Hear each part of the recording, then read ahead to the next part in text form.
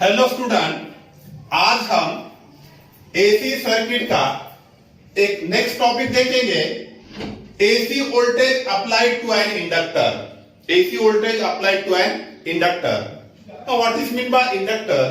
It is simply a coil. ये coil होती है और it is also called choke. जो हम चॉक यूज करते हैं, तो चॉक या कॉइल को हम क्या कहते हैं? इंडक्टर कहते हैं। इंडक्टर क्या करता है? Now this inductor is used to store the energy in magnetic field when the current is flow through it. जब भी इंडक्टर में से करंट फ्लो होता है तो उसमें एनर्जी जो है मैग्नेटिक फील्ड में जो है स्टोर होती है। Energy stored in magnetic field when current is flow through it. Now consider an inductor of inductance L is connected across alternating source of EMF. Alternating source of EMF एक inductor है जिसका inductance क्या है? Inductance क्या होता है? Capital L है।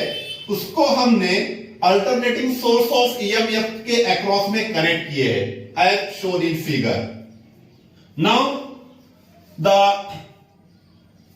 current flowing through the inductor is given as the alternating current flowing through the inductor is given as, कैसा लेंगे हम? alternating current that is I is equals to I0 sin omega t होता है current flowing through this inductor। जब भी हम alternating source of EMF या voltage का सोर्स लगाते हैं यहाँ पे AC वोल्टेज सोर्स, तो इंडक्टर में से करंट फ्लो होगा और करंट कितना होगा?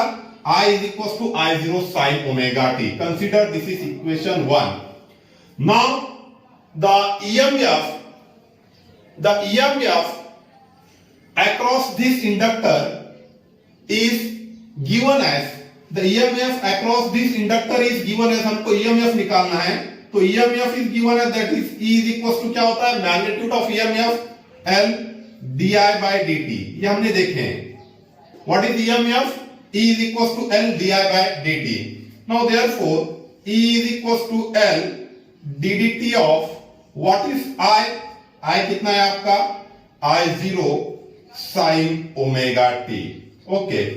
Now solve this. इसका डेरिवेटिव निकालो I0 sin omega t का।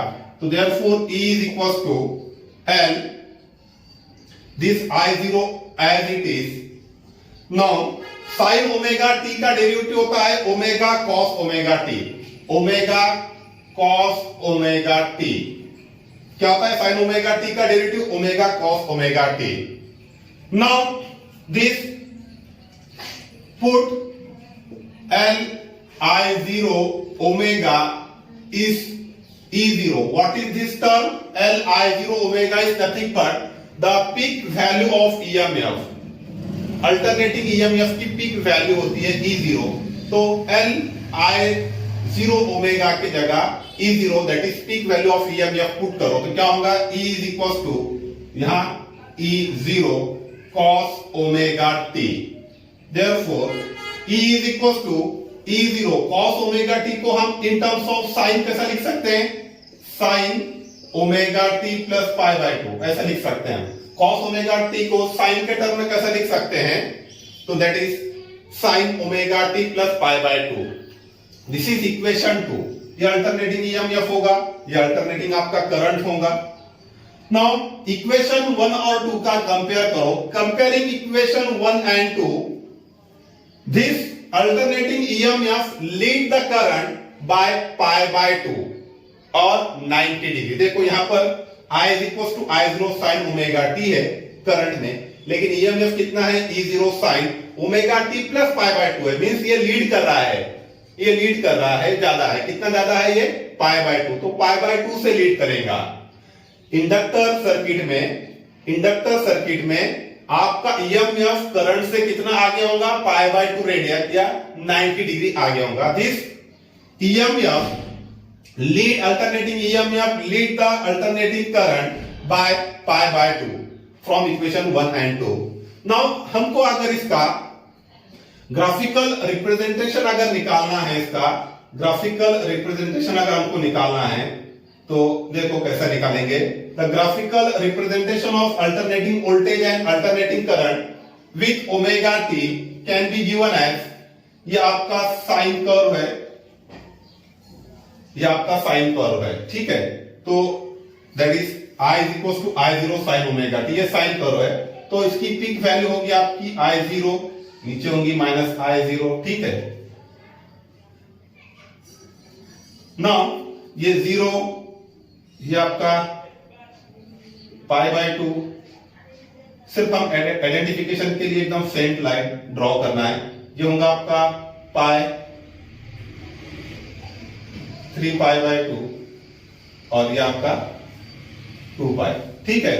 अब देखो ये इसका यूज करो, जब ओमेगा टी आपका 0 होगा, ओमेगा टी 0 होगा तो क्या होगा यहाँ पे E is equal to E0 cos omega t कितना आपका 0, कॉस 0 कितना होता है 1, तो आपका 0 पे कितना होगा, 0 पे होगा E0, तो EMF करंट से ज्यादा होता है, यहां पर E0 लेंगे हम प्लस और यहां नीचे माइनस E0, ठीक है।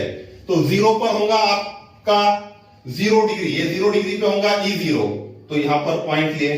उसके बाद में 90 degree, pi by 2 90 degree, 90 degree पे कितना होगा, cos 90 0 होता है, तो ये 0 होगा, 90 पे 0, ये 90 पे 0, ठीक है। उसके बाद में पाई पे होगा -1, तो माइनस E0 आएगा, अल्टरनेट वैल्यू आएंगे, तो इस पे यहां पर लेंगे हम ये माइनस E0, फिर उसके बाद में 0 आएगा, फिर उसके बाद में प्लस E0 आएगा। इसको जो है स्मूथली ड्रॉ करो, तो आपका ग्राफ जो है इस टाइप में ग्राफ आपका ड्रॉ होगा।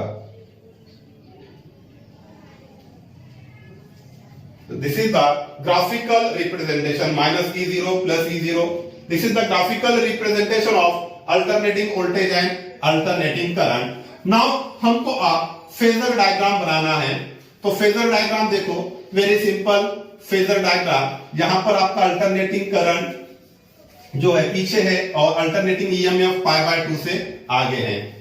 तो फेजर डायग्राम, फेजर डायग्राम